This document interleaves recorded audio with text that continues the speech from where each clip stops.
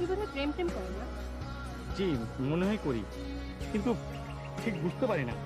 কেন বুঝতে পারেন না কেন? মানে যার সঙ্গে করি সে ডাক্তার, তো মানে প্রায় ডাক্তার, হয় সে আমাকে বুঝতে পারে না অথবা বুঝতে দেয় না।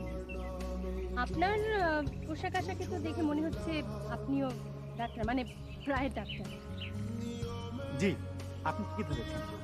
এই জন্য তো আপনার কাছে হৃদয়ের চিকিৎসা করাতে চাই। আমার ধারণা আমার হৃদয়টি আপনাকে দিলে আপনি আপনার হৃদয়টি আমাকে দিবেন।